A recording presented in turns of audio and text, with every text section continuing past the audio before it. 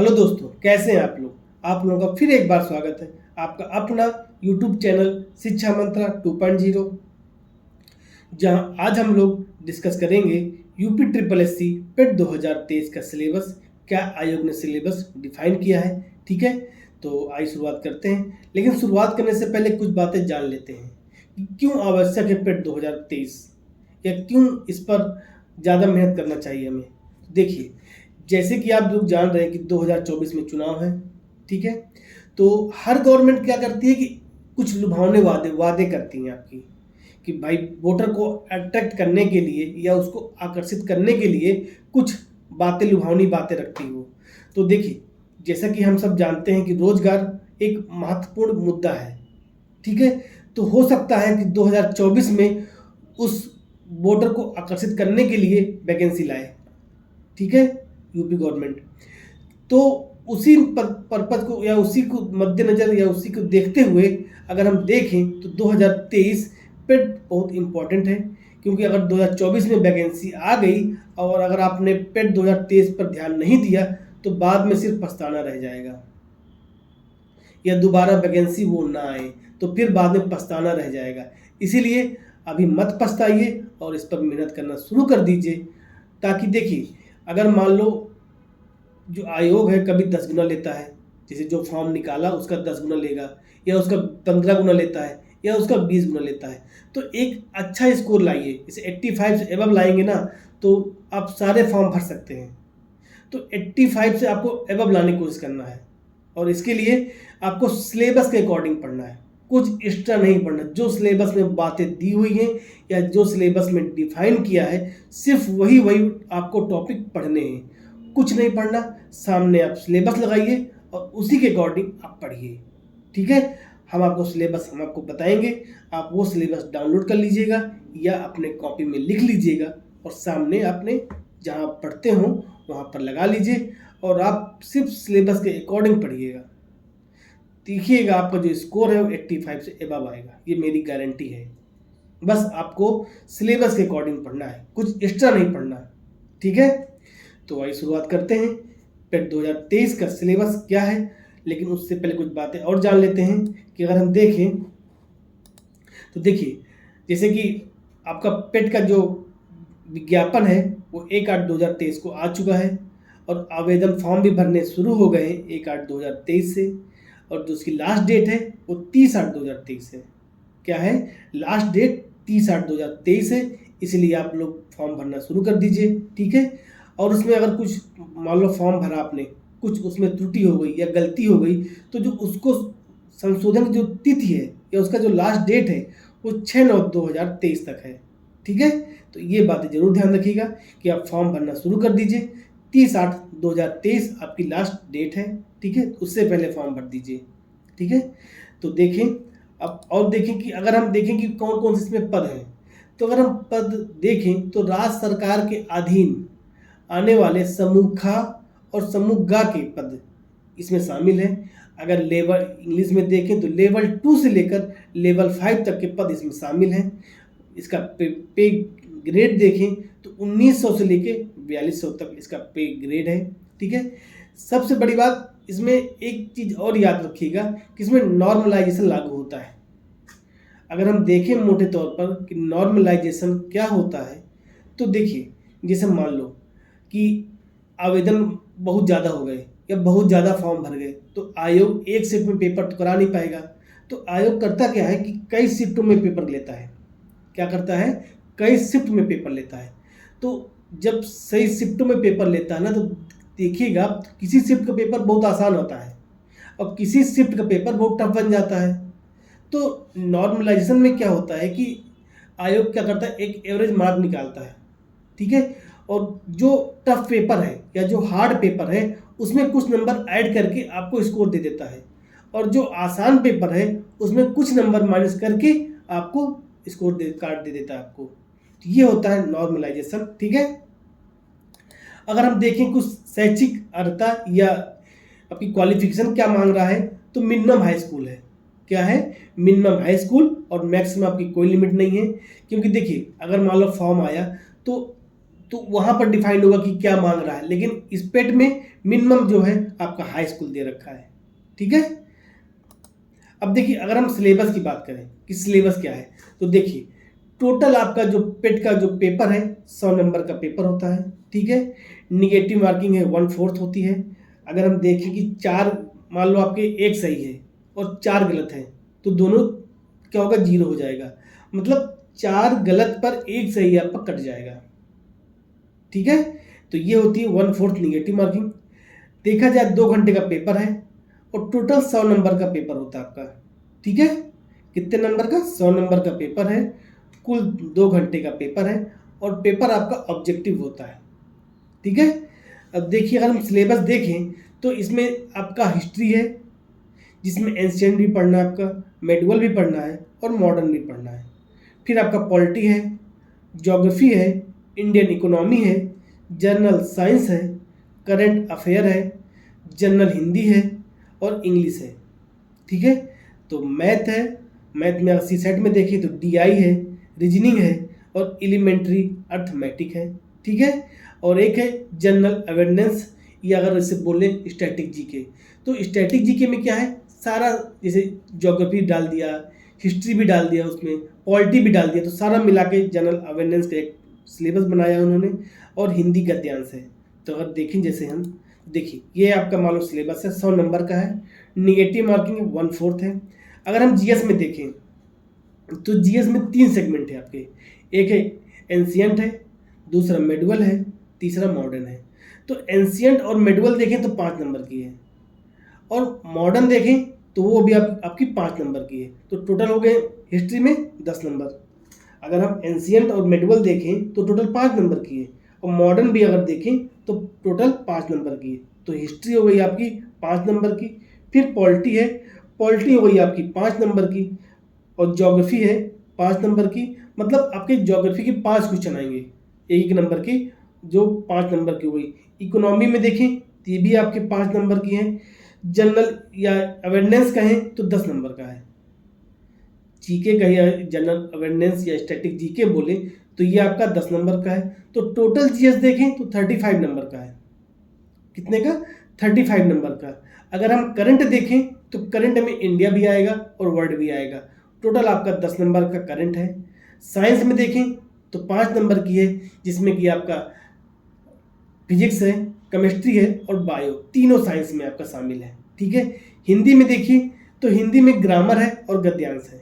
क्या है, एक ग्रामर है 5 नंबर की और गद्यांश है।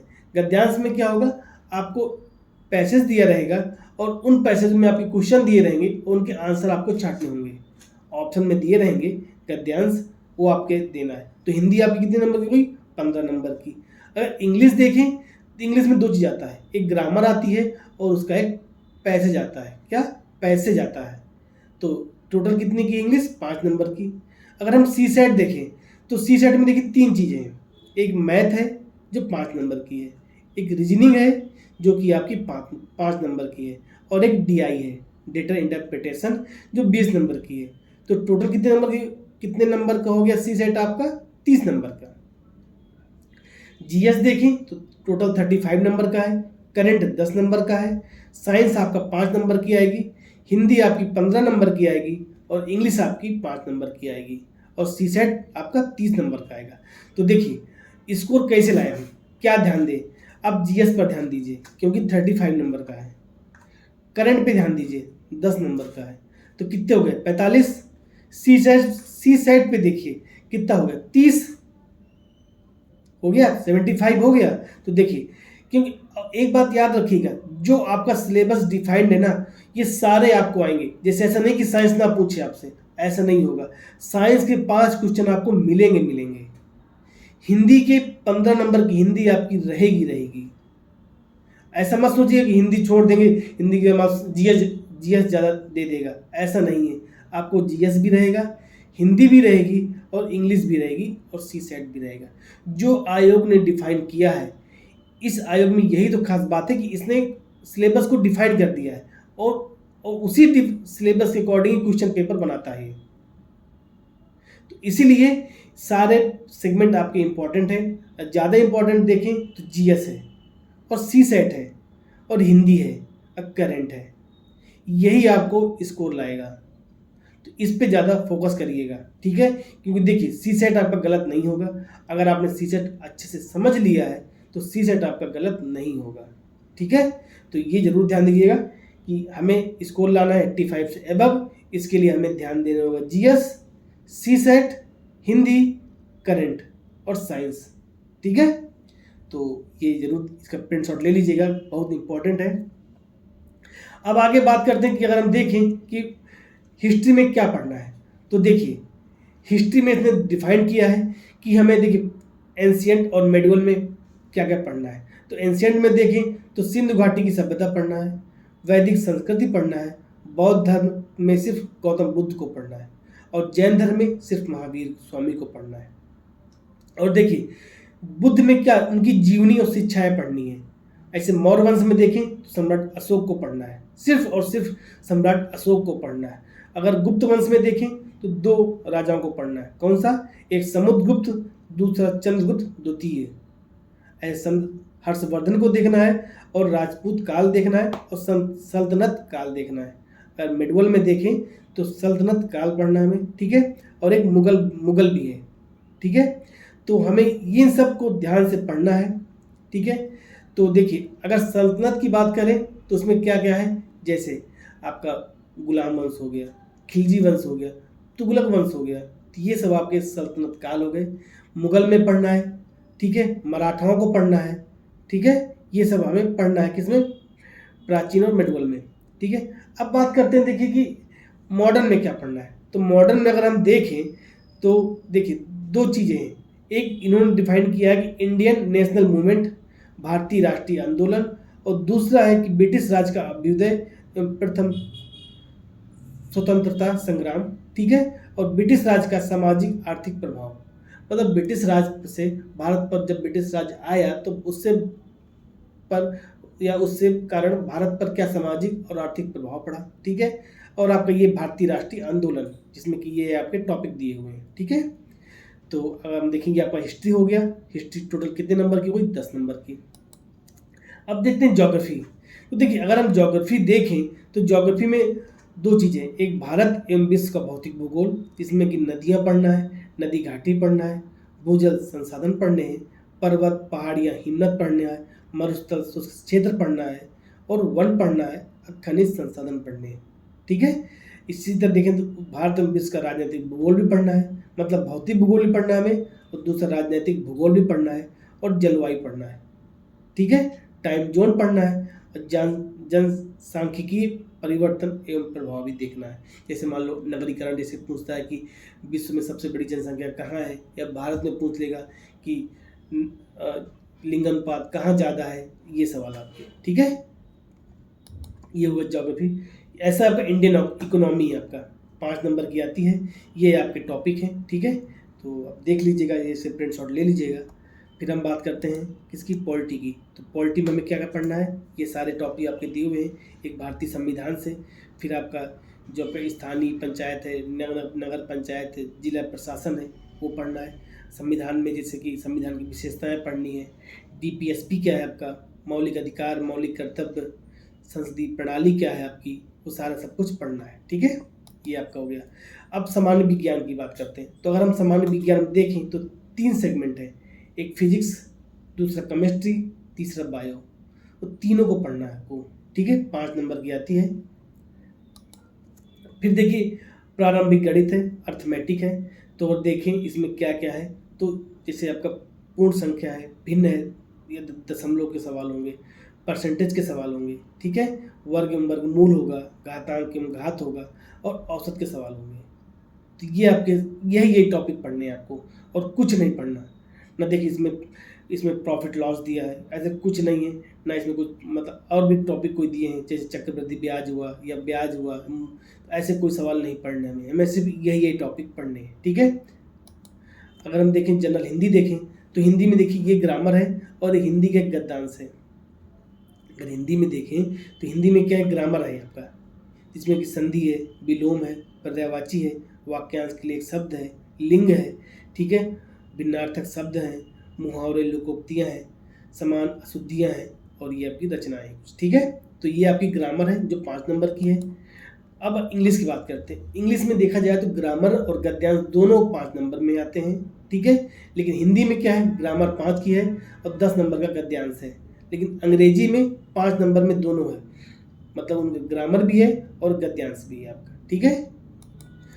अब देखिए रीजनिंग देखते हैं कि रीजनिंग में क्या क्या पढ़ना है। तो रीजनिंग में हमें ये टॉपिक पढ़ने हैं, जैसे बृहत एवं लघु है, क्रम एवं रैंकिंग है, ब्लड रिलेशन जो सवाल आते हैं, ठीक है। समूह से भिन्न अलग करना हो, कोई कैलेंडर या घड़ी पढ़ना हो, ठीक है। तो ये हमें सवाल पढ़ने हैं। कोडिंग डिकोडिंग की रीजनिंग आती है। अब जनरल अवेयरनेस, मैंने कहा था ना जब हम जीएस हम देखे थे सिलेबस में, तो जीएस में मैंने कहा था कि जनरल अवेयरनेस में भी हम हिस्ट्री पॉलिटी पढ़ते हैं, ज्योग्राफी पढ़ते हैं। तो देख लीजिए भारत की पड़ोसी देश क्या, ज्योग्राफी आ गया आपका। देश राजधानी मुद्राएं, ज्योग्राफी आ गया आपका। भारत के राज्य केंद्र शासित प्रदेश, पॉलिटी आ गया आपका। देखिए भारतीय संसद, राज्यसभा, लोकसभा, विधानसभा, विधान परिषद, आपका क्या आ गया, पॉलिटी आ गया। तो देखिए ये आपका क्या है, जैसे भारतीय कला और संस्कृति का आर्ट और कल्चर है। तो ये एक जनरल अवेयरनेस 10 नंबर का इन्होंने, मतलब जीएस का ये समझ टॉपिक है। जब आप जीएस पढ़ेंगे तो उसमें आपको ये कवर हो जाएगा आपका, ठीक है। इसके लिए कुछ अलग से नहीं पढ़ना, जीएस ही आपको कवर करेगा ये, ठीक है। अब बात करते हैं कि करंट अफेयर। तो करंट अफेयर में देखें तो इंडियन और वर्ल्ड दोनों पढ़ना है, ठीक है। 10 नंबर की है। तो अगर हम जैसे मान लो अगर आपका फॉर्म आप अभी आया तो हो सकता है अक्टूबर में पेपर हो जाए, तो जनवरी से शुरू करिए करंट अपना। जनवरी 2023 से जब तक फॉर्म है, मतलब अगर अक्टूबर में पेपर है तो सितंबर तक ले लीजिए आप। तो कब सब जनवरी से लेकर आपका सितंबर तक करंट पढ़ना है आपका इसमें, ठीक है। अब हिंदी देखें तो देखिए हिंदी में गद्यांश आता है, 2 क्वेश्चन होते हैं, ठीक है। आपके टोटल 10 नंबर के आते हैं गद्यांश आपकी। तो हिंदी कितनी हो गई, 15 की हो गई, ठीक है। तो ये हो गया आपका हिंदी गद्यांश। अगर मैं आपको क्वेश्चन अभी दिखाऊंगा अभी कैसे कैसे गद्यांश आते हैं, ठीक है। और देखिए डीआई में क्या है, 20 नंबर की आती है, ग्राफ आता है और एक तालिका आती है, ठीक है। तो डीआई आपकी हो गई 20 नंबर की। तो इसी तरह देखें अगर हम, तो टोटल आपका कितना हो गया, 100 नंबर का हो गया। 2 घंटे का पेपर है, 1/4 नेगेटिव मार्किंग है आपकी, ठीक है।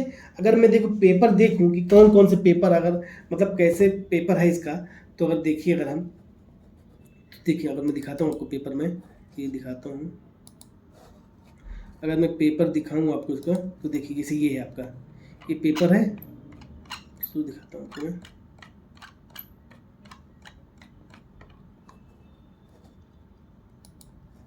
देखिए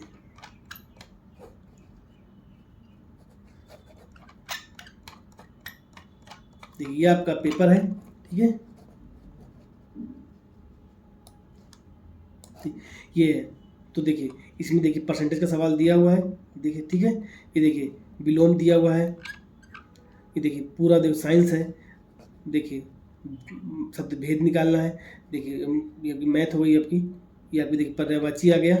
देखिए ये इंग्लिश गद्यांश आ गया। देखिए 2 क्वेश्चन है, 12 और 13, देखिए 2 क्वेश्चन आ गए गद्यांश के, इंग्लिश गद्यांश के।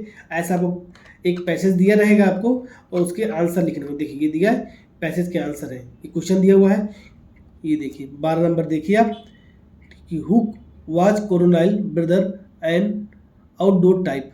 तो अगर आप पैसेज पढ़ेंगे तो इसका आंसर आपको मिल जाएगा पैसेज में। तो 2 क्वेश्चन ये इंग्लिश पैसेज के हैं आपके। अगर मैं हिंदी पैसेज देखूं, अगर मैं देखिए हिंदी पैसेज देखूं, तो देखिए एक पैसेज आपका ये है, तो 42 से लेकर 46 तक है, ठीक है। तो ये मान लो पैसेज दे दे, इतना बड़ा पैसेज होगा आपका और उसके क्वेश्चन दे दिए हैं, और आपको आंसर आपको पैसेज पढ़ के छांटने हैं आपको कि इसका आंसर क्या होगा, ठीक है। देखिए ये आपके ठोस नंबर है, इसमें क्या प्रैक्टिस है। अगर आप 2-3 पैसेज पढ़ लेंगे ना, और फिर आपको वहाँ आसानी से हो जाएगा, ठीक है। तो ये प्रैक्टिस पे आपका डिपेंड करता है। एक हफ्ते में आप 1 पैसेज कर लीजिए बस, ज़्यादा नहीं करना आपको, ठीक है। तो ये आपका हो गया गद्यांश, हिंदी गद्यांश। देखिए एक ये आ गया आपका, 2 गद्यांश हो गए, 2 गद्यांश। उसमें आपका जो सिलेबस डिफाइंड है ना, सिर्फ वही पूछता है आपका ये।